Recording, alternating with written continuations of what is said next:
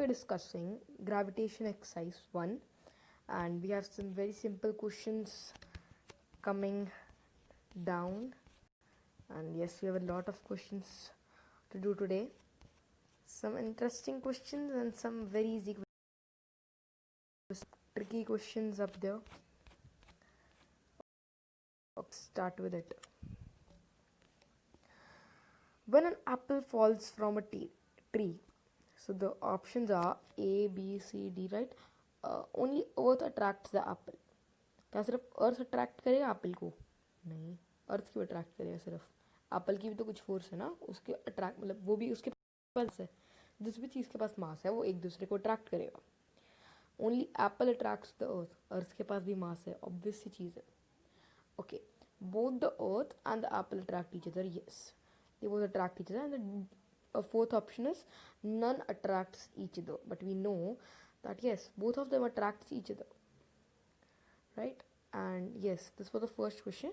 Very easy questions we have on this page. I think they are very easy questions. The second question is, force of attraction between two bodies does not depends upon. Okay, so the answer will be the shape of the bodies. Very simple question. Okay, we will have a look at that. The formula, so we will have a look at that. The formula for the force of attraction between two bodies is Gm1, like m1 m2 upon r square, right? Okay, so magnitude of the masses, we have magnitude of the masses, and the next thing is distance between their centers, r square it is, the gravitational constant it is, shape of the bodies is not gonna affect anything, right? So this will be the answer. The next question is, when the medium between two bodies is changed, force of attraction between them. So this is a very important question, and we are not taught about this question usually. So what it says is कि किसी भी medium में अगर दो objects पड़ी हैं, चाहे वो पानी के नीचे हो, चाहे वैक्यूम के अंदर हो, चाहे सिंपल मीडियम में हो, किसी भी मीडियम में हो, उन दोनों के बीच में जो फोर्स ऑफ ग्रेविटेशन होगा वो सेम ही होगा. फोर्स ऑफ ग्रेविटेशन की बात हो रही है यहाँ पे, नेट फोर्स की बात नहीं हो, सिर्फ फोर्स ऑफ ग्रेविटेशन जो होगा वो इक्वल होगा, दोनों के बीच में इक्वल होगा. अगर कोई भी मीडियम होगा, अगर उनके मासेस सेम है, डिस्टेंस सेम है, कोई भी मीडियम में रखोगे तो उनके बीच का फोर्स ऑफ अट्रैक्शन सेम रहेगा. अगर पूछेगा net force of gravitation, net force change हो सकता है अकॉर्डिंग टू द मीडियम. क्यों चेंज हो सकता है? क्योंकि हो सकता है कि जो जिस मीडियम में रखा हुआ है वहाँ पे एयर रेजिस्टेंस ज़्यादा है, कम है, कैसी है वैसी है, पर फोर्स ऑफ ग्रेविटेशन दोनों के बीच में सेम ही रहेगा. Next question is SI unit of G is Newton meter square per kg square. This you need to learn. They are just straightforward questions. The value of universal gravitational constant. Okay, तो जो universe constant का मतलब क्या होता है? जो कभी change ना हो, राइट? कांस्टेंट मतलब जो कॉन्स्टेंटली रह रहा है. वेरिएबल का मतलब चेंज होने वाला. कांस्टेंट मतलब कि अगर चेंज नहीं हो रहा है, ठीक है.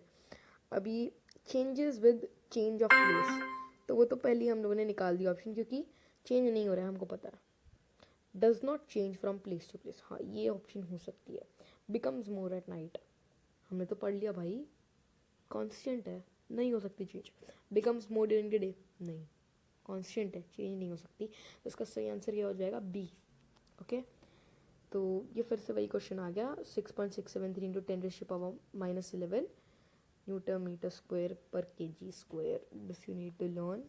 हाँ, इसके लिए एक ट्रिक है कि ये जो -11 है ये हम लोग भूल जाते हैं कभी कभार, तो इसके लिए ये बना सकते हो ट्रिक कि जो ग्रेविटेशन वर्ड है, ग्रेविटेशन वर्ड के अंदर 11 लेटर्स हैं, GRAVITATION, तो वही हो जाएगा तुम्हारा -11. कभी भूल जाओ तो ये याद रखना कि जो ग्रेविटेशन वर्ड है इसके अंदर 11 लेटर्स हैं, तो इसलिए ऊपर भी -11 ही होगा. ठीक है. अभी next question, value of G on the surface of earth is 6.673 into 10⁻⁻11 newton metre square kg square. Then the value of G on the surface of Jupiter is, तो G is a constant value, कभी change नहीं होती है, तो इसलिए same ही रहेगा 6.673 × 10⁻11 Newton metre square पर KG square. Okay. The earth attracts the moon with a gravitational force of 10⁻20 Newton. Attract the earth same होता है, ठीक है. इसमें कुछ याद मत रखो, बस ये याद रखो कि दोनों के बीच में जो होगा वो सेम होगा. यहाँ पे एक ट्रिक दिया हुआ है, यहाँ पे लिखा हुआ है -20, ठीक है. ये कंफ्यूज मत होना, -20 नहीं हो सकता, ठीक है. तो ये हो जाएगा इसका 10 न्यूटन, जिससे वो अट्रैक्ट करेगा उतने से ही ये भी अट्रैक्ट करेगा. मतलब देखो अट्रैक्ट की बात नहीं है, मतलब ईच अदर इतना ही होता है, क्योंकि दोनों का हम निकालते हैं, GM1 M2 निकालते हैं, ऐसा नहीं निकालते कि GM1 बाई ये GM2 बाई ये, GM1 M2 निकालते हैं, तो दोनों की एक ही साथ निकलती है. Law of gravitation is applicable for bodies of any size, bodies of any size, heavy bodies only नहीं, मीडियम साइज बॉडी नहीं, स्मॉल साइज बॉडी नहीं, bodies of any size. The law of gravitation was proposed by Newton. Easy question. Choose the correct statement. All the bodies repel each other in the universe. नहीं, repel भी हो सकता है, attract भी हो सकता है. Our Earth does not behave like a magnet. यार देखो, अर्थ मैग्नेट की तरह बिहेव करती है. दो पोल्स होते हैं, south pole north pole, and they create magnetic field between both of them, right. तो इसका हम डीप में नहीं जाएंगे, पर क्रिएट करती है. ओके, तो acceleration due to gravity is 8.9, नहीं 8.9 हमको पता नहीं कहीं होगी, हो सकता है, पर हमने तो नहीं पढ़ी है. क्या होती है, 9.8 मीटर्स पर सेकेंड स्क्वायर होती है, तो हमने तो नहीं पढ़ी है भाई, तो सी भी गलत है. D, all bodies fall at the same rate in vacuum. हाँ, ये पढ़ा है हमने, ये गैलीलियो के एक्सपेरिमेंट से हमने पढ़ा हुआ है, ठीक है, पीसा वाले एक्सपेरिमेंट से, लीनिंग टावर ऑफ पीसा. तो इसका आंसर हो जाएगा all bodies fall at the same rate in vacuum. Gravitational force is a dash, short range force, long range force, medium range force, does not depend on the distance between the two bodies. देखो, अब इसमें हम लोग एक एक करके elimination लगाएंगे. Short range force, ठीक है, देखो शॉर्ट रेंज नहीं हो सकती है. अब शॉर्ट रेंज कैसे बोल सकते हो, ठीक है. ग्रेविटेशन फोर्स है डिफरेंट फोर्स, इसको वीक स्ट्रॉन्ग इनमें नहीं करते. लॉन्ग रेंज शॉर्ट रेंज इसके अंदर क्लासीफाई करते हैं हम लोग. एक्चुअल में देखेंगे तो एक्चुअल में ये इसकी जो प्रॉपर्टीज़ है वो वीक फोर्स वाली है, पर ये वीक फोर्स से अलग है. मतलब चार जो मेजर फोर्सेस होती हैं उनमें से ये एक अलग फोर्स है, ना कि वीक या स्ट्रॉन्ग फोर्स में से एक है. तो इसलिए इसकी क्लासिफिकेशन शॉर्ट रेंज में भी करते हैं, लॉन्ग रेंज में, इनमें से भी एक में करते हैं. तो इसका आंसर होगा लॉन्ग रेंज फोर्स, ठीक है. अभी ये इसलिए होगा क्योंकि यार देखो डिपेंड करता है, वो उस चीज़ के ऊपर डिपेंड करेगा कि आपकी आर की वैल्यू क्या है, दोनों के बीच का डिस्टेंस क्या है. शॉर्ट रेंज फोर्स बोलोगे अगर, तो अगर दोनों के बीच का जो डिस्टेंस है वो ज़ीरो कर दोगे, अगर आर ज़ीरो कर दोगे तो ग्रेविटेशनल फोर्स भी ज़ीरो हो जाएगी. आर ज़ीरो हो जाएगा तो ऊपर वाला क्या हो जाएगा, ज़ीरो हो जाएगा, ठीक है. और अगर आर बिल्कुल इनफाइनाइट हो जाएगा, अगर आर इनफाइनाइट हो जाएगा तो भी ज़ीरो हो जाएगा. दोनों केसेस में ऐसे ही होता है, पर लॉन्ग रेंज फोर्स बोलते हैं इसको, क्योंकि वो डिस्टेंस पे डिपेंड करती है. मीडियम तो हो ही नहीं सकता, तो लॉन्ग रेंज होती है क्योंकि डिस्टेंस पे डिपेंड करता है, बहुत ज़्यादा डिपेंड करता है डिस्टेंस के ऊपर. शॉर्ट रेंज फोर्स होती है nuclear.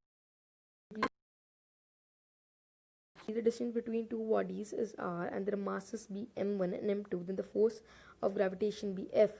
The distance is increased to the 2 times, then the force would become, ठीक है. ये वाला हम लोग निकाल लेते हैं. तो जी m1 m2 upon are square, ठीक है. पहले क्या था, आर था हमारा पास, मतलब हमारे पास 1 था आर मान लो, ठीक है. मतलब R1 क्यों मानना है, आर ही रखते हैं. अब देखो वो क्या बोल रहे हैं कि डबल कर दिया, अब डिस्टेंस इंक्रीज से 2 टाइम्स, मतलब यहाँ पे 2 लग गया यार, ठीक है. देखो मैं अच्छे से दिखा देता हूँ. ये था, मतलब इसको जो भी है हमारा GM1 M2 नहीं लिखते हम लोग, सिर्फ बस हमको पता है कि GM1 M2 है. तो अपॉन आर 2R का स्क्वायर हो जाएगा. ये पहले सिर्फ R स्क्वायर था, अब 2R का होल स्क्वायर हो जाएगा, ठीक है. जब 2R का होल स्क्वायर हो जाएगा तो यहाँ पे आ जाएगा 4R स्क्वायर, तो मतलब 1/4 हो जाएगी फोर्स. मतलब पहले तो यहाँ पे, पहले तो क्या था, ये सिर्फ 1/, था मतलब 1/r² था ये, अगर हम लोग हटा दें 4 तो, ठीक है, अगर हम लोग कंसिडर ना करें 4, पहले तो इतना था, पहले इतना था, अभी एक आगे 4 और जुड़ गया, मतलब 1/4 हो जाएगी, तो f/4 हो जाएगा इसका आंसर, ठीक है। अभी next question, if bodies of mass m1 and m2 are placed at distance apart, they have a force of gravitation f between them. If both of masses are reduced to half, then the force of gravitation would be, ठीक है, ये कैसे निकलेगा देखो, g m1 m2 upon r², पहले ये थी, जब पहले ये थी तो आंसर क्या आ रहा है अपना f, ठीक है, f आ रहा है। सेकंड केस इन्होंने क्या दिया हम लोगों को कि, सेकंड केस इन्होंने दिया हम लोगों को कि ना जो मासेस थे वो रिड्यूस बाय हाफ कर दिए थे, मतलब g m/2 m1/2 m2/2 divided by r², ठीक है। उसके बाद क्या हो जाता है कि ये जो दो है ना, ये दो आ जाते हैं अपने नीचे, मतलब ये दोनों मल्टीप्लाई करोगे तो m1 इंटू m2 ये बन जाएगा 4, तो ये आ जाता है अपना 4 नीचे, ठीक है। तो ये क्या बन जाएगा, g m1 m2 upon 4r², ठीक है। अब इसमें देखो, इसमें होल ब्रैकेट वगैरह कुछ नहीं होगा, ये कुछ नहीं होगा, क्यों नहीं होगा, क्योंकि यहाँ पे भाई फोर्स तो अपना डायरेक्ट, मतलब 4 तो नीचे आया ना, ऊपर से 4 हमारा यहाँ पे नीचे आया, ना कि इसको हम लोगों ने 4 बार किया, सिर्फ 4 नीचे आया, इसका नीचे आया है, वहाँ पे कहीं नहीं लिखा है कि रेडियस को 4 टाइम कर दिया है, ये जो मासेस ने इनको हाफ किया, तो ये जो 4 नीचे आ गया, तो इसीलिए ये हो जाएगी f/4, पहले सिर्फ, पहले इतनी थी, अब 1/4 हो गई, इसलिए इसका आंसर हो जाएगा f/4।